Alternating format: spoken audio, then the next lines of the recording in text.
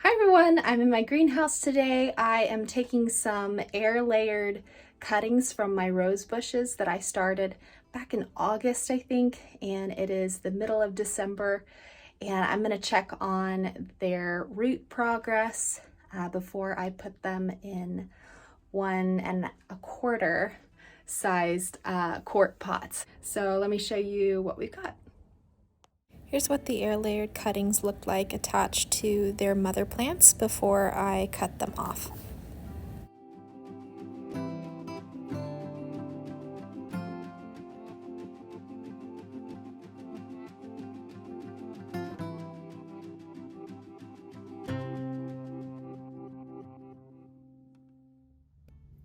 So here is our bigger one.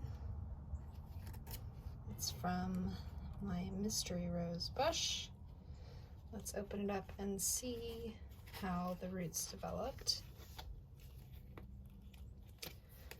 So one thing that I will do differently in the spring is that I've found that this moss does not stay moist enough. And so I will be using soil in the spring.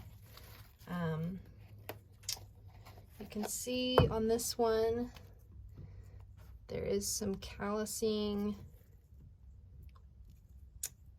and a little bit of root growth.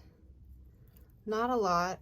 I'm gonna put it in the pot and see what it does. See if it can kind of work its way out. I might scrape it a little more and put some rooting hormone on it, but I think really the moss, like I said, does not stay moist enough, particularly in the hot weather that we had the tail end of summer and the fall when I was first starting these. So anyways, this one is probably the least promising looking, but we do have some nice callousing, so maybe if I can get it staying continually moist, maybe we can salvage this one. Here is number 2 from my mystery rose. I believe from my memory this one has some better roots that I saw a few weeks ago. These things are also a little hard to get off. I think next time I'm going to go for these smaller pods that I've seen people use. They seem to be a little bit more user-friendly. These are frankly very hard to pop off. So as you can see, the moss actually I think has some sort of fungus growing in it. It's kind of slimy. So, and actually it looks like some grass or something is growing out of it. So yeah, I definitely think I'm gonna use like a potting soil or something next time. So let's look at this one. All right, so I'm gonna gently try to break up the moss a little bit because there's some roots in there that I'd like to keep. So looking at what we've got quite a bit of roots on this one. Yeah, wow. So I don't know if you can tell, but there's quite a few roots on there. So this one, I feel like is more of a success though. Ooh, kind of looks like some of them might be rotting off a little bit.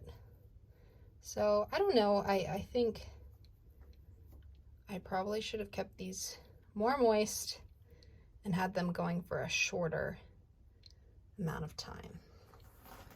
But we'll see, this one may still do all right. We'll put it in the pot.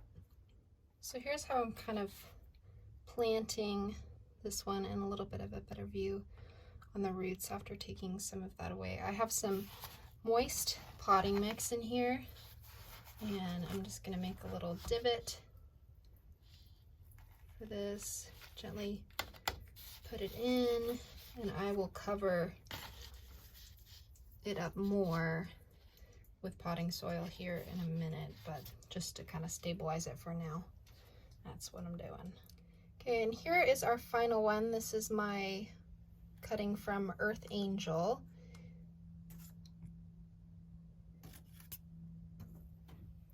This one was in quite a bit different conditions than the first two, because this got a lot more shade during those really hot months that we had them sitting out front.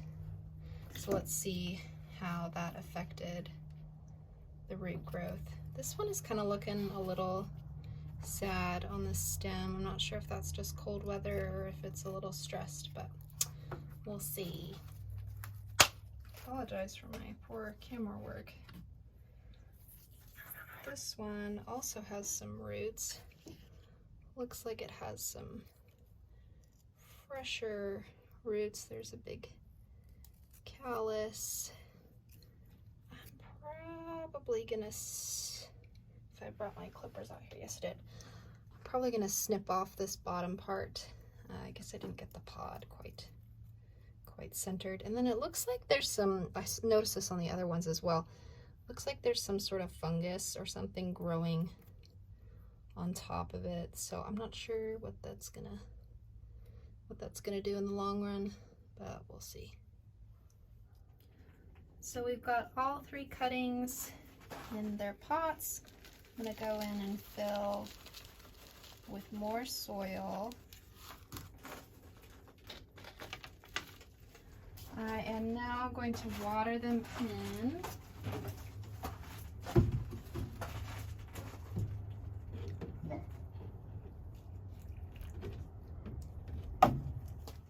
What I'm going to do now is defoliate any black spotted leaves, which there's quite a bit, and I'm going to cut off some of the top growth just to help them not have to support so much growth on such little roots.